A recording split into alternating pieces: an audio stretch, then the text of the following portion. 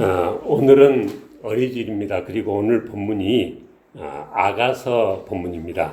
얼른 들으면 아가서 그러니까 어린이집에 딱 맞는 본문같이 들린다마는 그러나 정반대로 어린이집과는 거리가 먼 남녀간의 사랑 이야기를 쓰고 있는 본문입니다.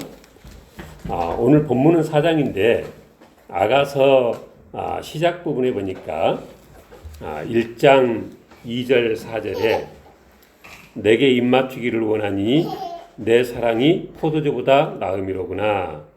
왕인 나를 그의 방으로 이끌어 들이시니 너는 나를 인도하라. 뭐 이렇게 되어 있는데 이게 제가 오늘 나눠드린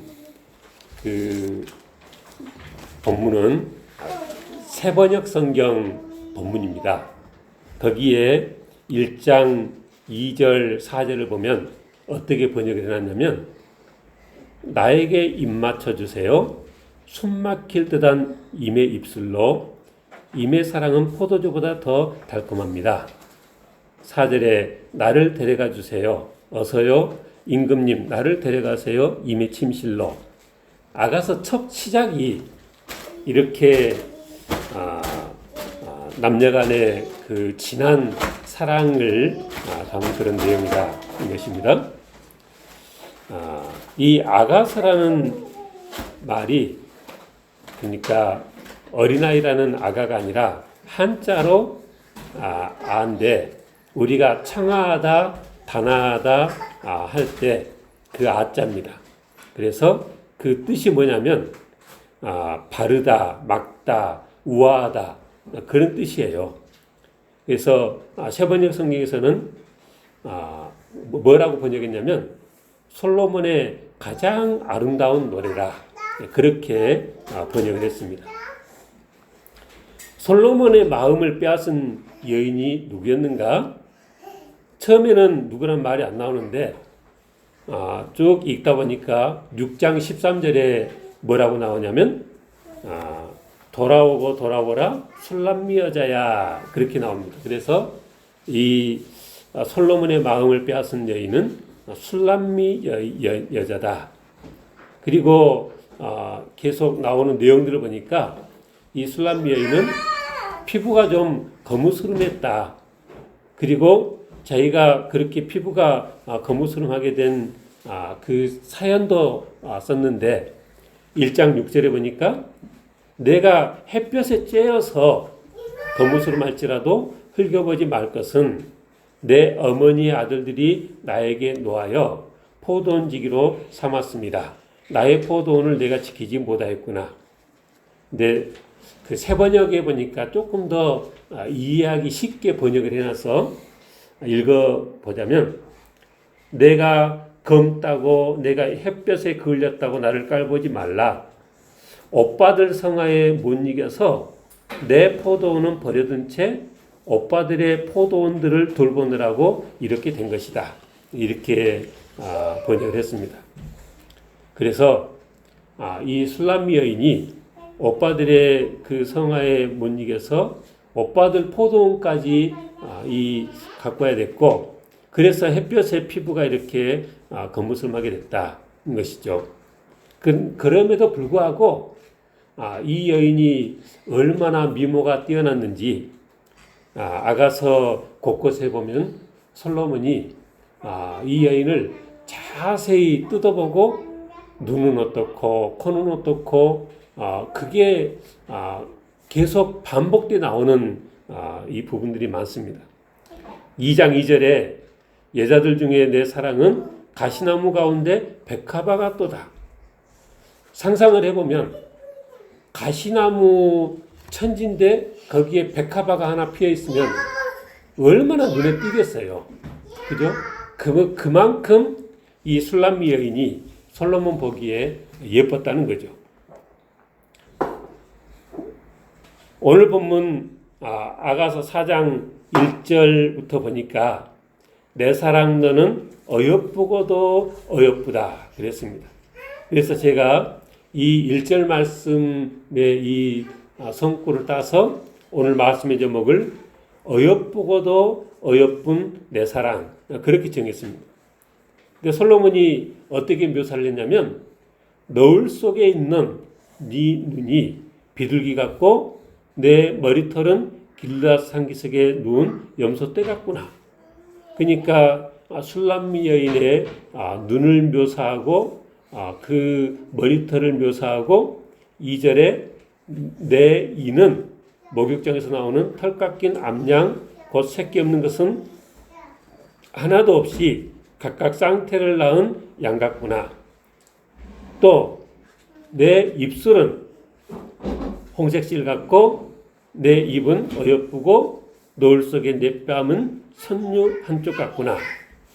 내 목은 무기를 두려고 건축한 다윗의 망대 곧 방패 1000개 용사의 모든 방패가 달린 망대 같고 목이 그렇다는 거고 5절에 내 두 유방은 배가바 가운데서 꼴을 먹는 쌍태 어린 사슴 같구나. 9절에 내 눈이 내 신부야 내가 내 마음을 빼앗았구나. 내 눈으로 한 번 보는 것과 내 목에 굿을 한 꿰미로 내 마음을 빼앗았구나. 10절 하반절에 내 사랑은 포도주보다 진하고 내 기름의 향기는 각양 향품보다 향기롭구나. 내 신부야 내 입술에서는 꿀방울이 떨어지고 내 혀 밑에는 꿀가젖이 있고 내 의복의 향기는 레바논의 향기 같구나. 그랬습니다. 오늘 본문만이 아니라 6장으로 넘어가도 6장 4절에 내 사랑아 너는 디르사같이 어여쁘고 예루살렘같이 곱고 깃발을 세운 군대같이 당당하구나. 내 눈이 나를 놀라게 하니 돌이켜 나를 보지 말라. 내 머리털은 길라산 기슭에 누운 염소떼 같고 내 이는 목욕하고 나오는 암양떼 같으니 쌍태를 가졌으면 새끼 없는 것은 하나도 없구나. 이 부분은 아까 4장의 내용하고 다시 반복이 되는 내용입니다. 6장 7절에 노을 속에 내 뺨은 석류 한쪽 같구나. 내 비둘기 내 완전한 자는 하나뿐이로구나. 그렇게 솔로몬이 이 여인을 묘사했습니다. 7장에서도 보니까 귀한 자에 따라 신을 신은 내 발이 어찌 그리 아름다운가. 그러니까 그냥 신을 신고 있는 발만 봐도 너무 아름답다는 거죠. 내 넓적다리는 둥글어서 숭룡공의 손이 만든 구슬개미 같구나. 배꼽은 섞은 포도주를 가득히 부은 둥근장 같고 허리는 배가 벌어 두른 밀당 같구나. 두 유방은 암사슴의 쌍태 새끼 같고 목은 상아망대 같구나. 눈은 헤스본 바드람민 문 곁에 있는 연못 같고 코는 다메섹을 향한 레바논 망대 같구나. 머리는 갈매산 같고 드리운 머리털은 자줏빛이 있으니 왕이 그 머리카락에 매였구나. 그러니까 피부가 검은데 또 그 머리 색깔도 자줏빛이 도는 그런 여인이었고, 그래서 뭐 눈에, 머리털에, 이에, 입술에, 목에, 유방에, 다리에, 발에, 배꼽에 이 여인을 하나하나 뜯어보면서 이렇게 묘사하고 있다는 거죠. 내 키는 종려나무 같고, 그러니까 이 여인이 상당히 키가 훤칠했다는 거죠. 내 유방은 그 열매송이 같구나. 내 입은 좋은 포도주 같을 것이니라. 이 포도주는 내 사랑하는 자를 위하여 미끄럽게 흘러내려서 자는 자의 입을 움직이게 하느니라. 이 7장 9절 말씀을 세번역 성경으로 제가 다시 읽어드리자면, 그냥 우리 개역개정에서는 내 입은 좋은 포도주 같을 것이니라. 내 입은 좋은 포도주 같을 것이니까 무슨 얘기겠어요? 잘 딱 와닿지 않거든요. 근데 세번역에서는 뭐라 했냐면, 그대의 입은 가장 맛 좋은 포도주, 잇몸과 입술을 거쳐서 부드럽게 흘러내리는 이 포도주를 임에게 드려야지. 그렇게 번역을 했습니다. 그래서 아가서를 쭉 읽어보면 제가 이 새번역 성경 번역본으로 지금 그 자료를 드린 거는 2주간에 한번 별로 길지 않으니까 한번 쭉 읽어보라고 자료를 드렸는데 이 아가서를 쭉 읽어보면 이 아가서는 성경에 대한 우리의 일반적인 개념에서 많이 벗어났다고 생각되지는 젊은 남녀 간의 그 뜨거운 사랑을 주 내용으로 하고 있다. 이건 딱 읽어보면 금방 그렇게 느껴집니다. 특별히 제가 아까 처음에 읽어드린 1장 2절 그리고 4절 나에게 입 맞춰주세요. 숨 막힐 듯한 임의 입술로 임의 사랑은 포도주보다 더 달콤합니다. 이렇게 시작부터 내용이 그렇다는 거죠. 중간중간 그 표현이 너무나 진해서 어떤 성도들의 경우는 읽는 것 자체를 좀 무안해할 정도의 그런 내용입니다. 그래서 어떻게 이런 책이 성경 안에 포함되게 됐는가 좀 의아해하는 분들도 많습니다. 그러나 아가서라는 책이 성경 한가운데 그것도 도덕적으로 좀 엄격했을 법한 이 구약시대 정경 한가운데 버젓이 자리하고 있다는 것입니다. 바로 이 사실, 이런 내용의 아가서가 하나님의 계시인 성경으로 받아들이고 있다는 사실이 우리에게 시사하는 바가 큽니다. 어떤 사람들은 성경과 하나님을 오해해서 마치 하나님께서는 남녀간의 사랑을 하등한 것으로 여기신다고 생각하고 남녀간의 사랑의 감정 같은 것은 하나님 나라 건설이라는 거룩한 과와 앞에서는 하찮은 것에 지나지 않은 것으로 얘기한다. 이렇게 생각하는 이들도 있습니다. 그러나 아가서의 이 사랑 이야기가 성경 속에 포함되어 있다는 사실 자체만으로도 그렇게 생각하는 것은 성경적이지 않다라고 우리가 생각해야 한다는 것입니다. 사실 남녀 간에 그런 사랑의 감정이 생기는 것도 그래서 사랑에 빠져 결혼에 가정을 이루며 자녀를 낳아 기르는 수고를 마다하지 않는 것도 다 하나님께서 그렇게 되도록 섭리해 놓으셔서 되어지고 있는 일이다. 이렇게 생각해야 맞다는 것입니다. 이 모든 것들을 통해서 생육하고 번성하여 땅에 충만하라 하신 당신의 뜻을 이루고 계시는 것입니다. 그렇기 때문에 남녀간의 사랑과 그로부터 시작되어지는 모든 일들을 한낱 세속적인 것으로 여기는 것은 잘못돼도 많이 잘못된 생각이다. 오늘날 젊이들은 옛 세대와는 달리 많이 다른 모습입니다. 사랑도 결혼도 치밀한 계산을 해봅니다.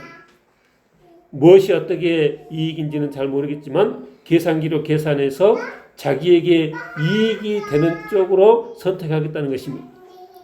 그래서 계산이 안 나오면 결혼은 물론이고 사랑도 하지 않으려는 사람들로 이 세상이 넘쳐납니다. 그러나 하나님께서 막 만들어낸 남자 아담, 아직 타락하기 전 상태의 아담은 어땠습니까?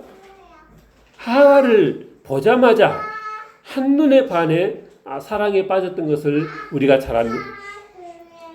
앞뒤 계산 없이 사랑에 빠지기를 바라셔서 하나님께서 사람을 그렇게 만드신 것인데 아담의 그런 모습에 견뎌보면 우리들의 사는 모습은 하나님께서 원래 만들어주신 길에서 벗어나도 많이 벗어나 있다는 것입니다. 우리는 지나치게 오른쪽으로 치우쳐서 하나님께서 주신 남녀간의 이 귀한 사랑의 감정을 하찮은 것으로 매도해서도 안 되겠고 또 반대로 지나치게 왼쪽으로 치우쳐서 육체적인 사랑에 매여 하나님의 뜻에 어긋나는 방식으로 살아서도 안 되겠다는 것입니다. 한 남자와 한 여자가 만나서 하나님께서 기뻐하신 모습으로 사랑하고 가정을 이루고 자녀를 길러가며 나이 들어가는 것만으로도 우리는 하나님 앞에서 인생의 한 큰 의무를 다한 것이며 자부심을 가지고 사는 것이 성경적인 이 시각이다. 솔로몬 왕과 술람 여인은 깊은 사랑에 빠져 있었습니다. 술람 여인은 한밤중에도 그녀의 사랑 솔로몬을 찾아 헤맸습니다. 3장에 보니까 내가 밤에 침상에서 마음으로 사랑하는 자를 찾았노라. 찾아도 찾아내지 못하였노라. 이에 내가 일어나서 성안을 돌아다니며 마음에 사랑하는 자를 거리에서나 큰 길에서나 찾으리라 하고 찾으나 만나지 못하였노라. 성안을 순찰하는 자들을 만나서 묻기를 내 마음으로 사랑하는 자를 너희가 보았느냐 하고 그들을 지나치자마자 마음에 사랑하는 자를 만나서 그를 붙잡고 내 어머니 집으로 나를 잉태한 이의 방으로 가기까지 놓지 아니하였노라. 얼마나 그 사랑에 빠져 있었던가 하는 것이 잘 느껴지는 대목입니다. 그리고 6장에 보니까 이 솔로몬이 이 술람 여자를 얼마나 간절히 원하고 사랑했는가가 이렇게 표현되어 있는데 6장 8절 9절에 보니까 왕비가 60명이요 후궁이 80명이요 시녀가 무수하되 내 비둘기 내 완전한 자는 하나뿐이로구나 이렇게 자기의 마음을 표현했습니다.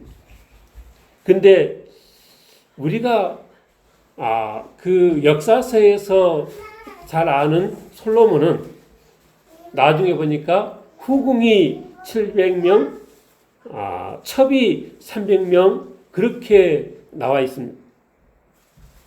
그러니까 이렇게 사랑에 빠져서 아가서를 기록했던 솔로몬이 나중에는 또 그 사랑이 변해서 이 술람 여자도 그렇게 오래가지는 못했다라는 것을 우리가 짐작해 볼 수 있겠다는 것입니다.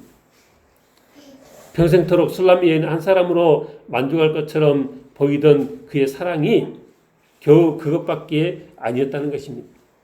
그 후로도 수단 여인들에게 술람 여인에게 고백했듯이 그런 사랑 고백을 했을 법한데 솔로몬의 그런 모습은 결코 아름다운 모습일 수 없다.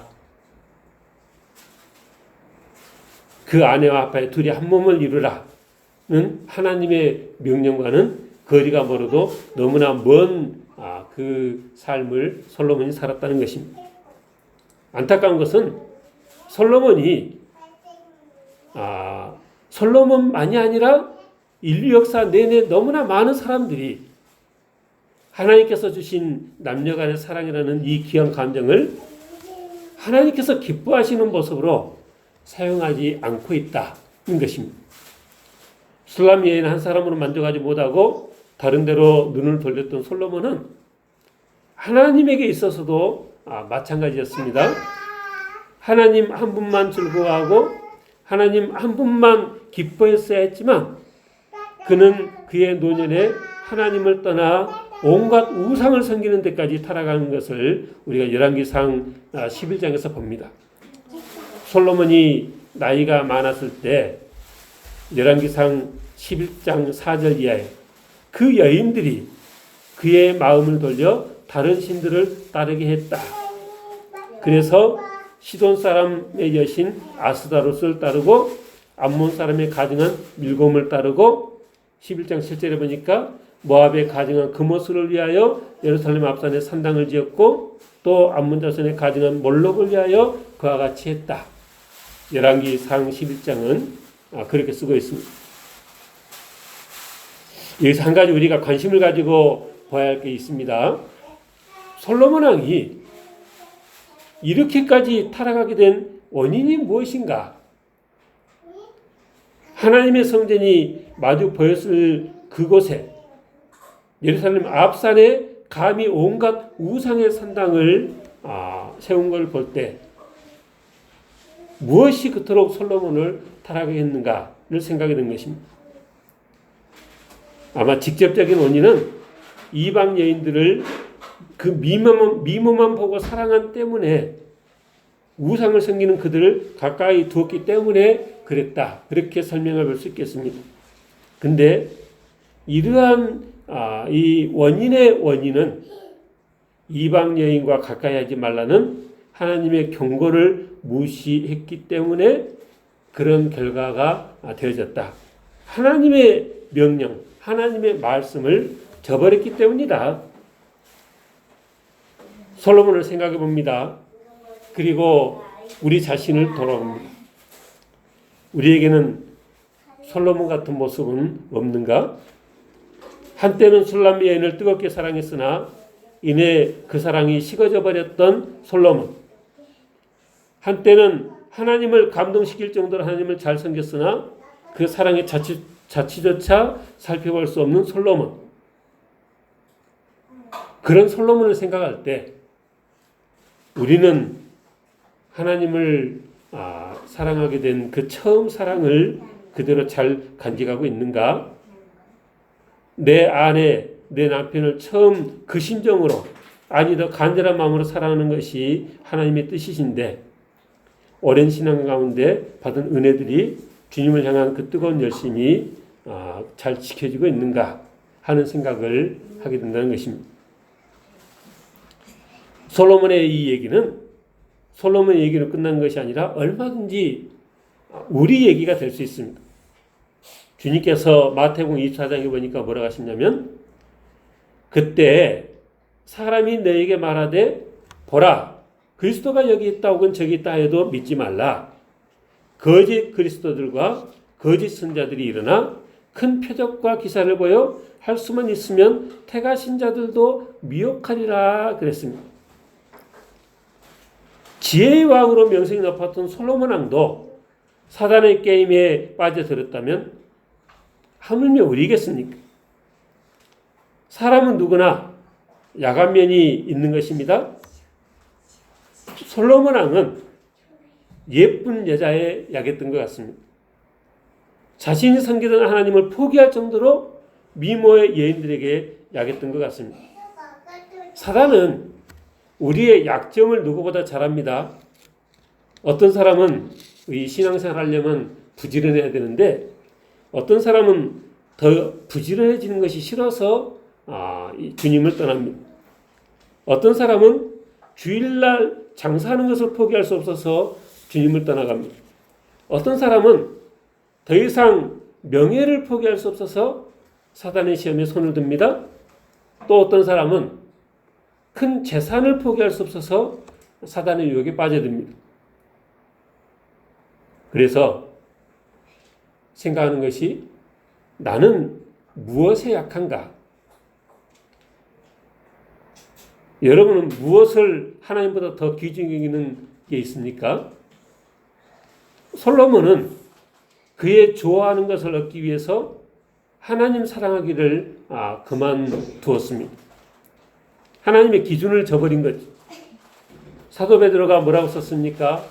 근신하라 깨어라 너희 대적 마귀가 우는 사자같이 두루다니며 산길자를 찾나니 그랬습니다. 그래서 우리가 해야 할 일은 부단히 우리의 약점을 보완해 나가는 것입니다. 그래서 우리의 하나님에 대한 사랑이 솔로몬의 사랑처럼 한동안 뜨거웠다 금방 식어지는 그런 사랑이 되지 않도록 우리가 해야 한다는 것입니다. 하나님께서 우리를 사랑하신 사랑은 어떤 사랑이십니까? 창세전에 예정하신 사랑이십니다. 택하신 백성들을 끝까지 사랑하신 사랑입니다. 우리가 곁길로 딴 길로 갈 때 사랑의 매를 들지언정 아주 버리지는 아니하시는 하나님이십니다. 당신의 사랑하시는 독생자를 십자가에 내놓기까지 사랑하신 사랑이십니다. 주님도 요한복음 13장 1절에 보니까 주님께서도 이 세상에 계실 때 세상에 있는 자기 사람들을 사랑하시되 끝까지 사랑하셨다 그랬습니다. 우리의 하나님 사랑도 이래야 되겠다는 것입니다. 뚝배기도 식으니까 식기는 식으니까 정확한 비유가 되지는 않겠습니다만은 굳이 비유해 보자면 솔로몬 왕의 사랑이 양은 냄비 사랑이라면 하나님의 사랑은 뚝배기의 사랑이라. 오늘날 크리스찬들의 사랑은 어느 쪽에 가깝습니까? 솔로몬처럼 뜨거워졌다, 식어버리는 사랑입니까? 아니면 아브라함처럼 에녹처럼 일평생 계속되는 사랑입니까? 엄밀하게 말하면 뜨거워졌다, 식어버리는 사랑은 진정한 사랑이라고도 할 수 없습니다. 한때는 주님 사랑의 간격에서 늘 찬송과 감사가 넘쳐났었습니까? 다시 회복할 때입니다. 한때는 주님 사랑의 간격에서 늘 말씀 보고 기도하는 생활이었습니까? 왜 그만두게 됐는지 자세히 살펴보고 다시 그 사랑을 회복해야 합니다. 한때는 감사에 겨워서 늘 복음을 전하는 생활이었는데 이제는 더 이상 복음을 전하지 않습니까? 다시금 회복해야 합니다. 한때는 하나님의 자녀다운 삶을 위해 순간순간 하나님의 뜻에 귀를 기울였었습니까? 왜 더 이상 하나님의 말씀을 귀담아 듣지 않게 됐는지 돌아봐야 합니다. 집을 떠난 탕자처럼 왜 내가 지금 이 모습을 하고 있는지 생각할 때 비로소 처음 그곳으로 되돌아갈 수 있다는 것입니다. 고린도서 10장에 보니까 이러한 일은 이스라엘 백성들의 그 모든 타락과 제약은 그래서 많은 어려움을 겪었던 그 역사는 우리의 본보기가 되어 우리로 하여금 그들이 악을 즐겨같이 즐겨하는 자가 되지 않게 하려 함이라. 그러니까 성경의 모든 기록은 그 좋은 쪽도 있지만은 오히려 이 잘못된 이 죄악의 기록도 많은데 그런 것들이 기록된 목적이 무엇이냐? 그들이 악을 즐겨한 것 같이 즐겨하는 자가 되지 않게 하기 위해서 그랬다는 것입니다. 성경이 솔로몬의 일을 기록하면 말세를 만난 우리에게 거울이 되고 경계가 되기 위함인 줄 믿으시기 바랍니다. 솔로몬이 하나님의 기준을 저버렸을 때 부부간의 사랑에도 실패했고 하나님을 사랑하는데도 실패했습니다. 이 시대 이 악한 세상은 사람들이 하나님의 말씀과 기준을 저버린 결과입니다. 5월은 가정의 달이고 또 오늘은 어린이주일인데 아름다운 가정을 만들고 아름다운 세상을 만드는 길은 다른 데 있는 것이 아닙니다. 아름다운 신앙의 모습을 만드는 길이 다른 데 있는 것이 아닙니다. 하나님의 말씀을 붙들고 버릴 것은 버리고 털 것은 털고 하나님의 기준대로 살아갈 때 우리 가정도 우리 사회도 우리 믿음도 회복되는 것입니다. 우리에 대한 하나님의 사랑은 솔로몬 왕처럼 한때 사랑이 아니라 처음 그 사랑이 평생 계속되어지는 그런 사랑 되지기를 주님으로 축원합니다. 누가 우리를 그리스도의 사랑에서 끊으리요? 환난이나 공고나 박해나 기근이나 적신이나 위험이나 칼이랴 한 사도 바울의 고백이 우리의 고백되어지길 주님으로 축원합니다. 기도하겠습니다.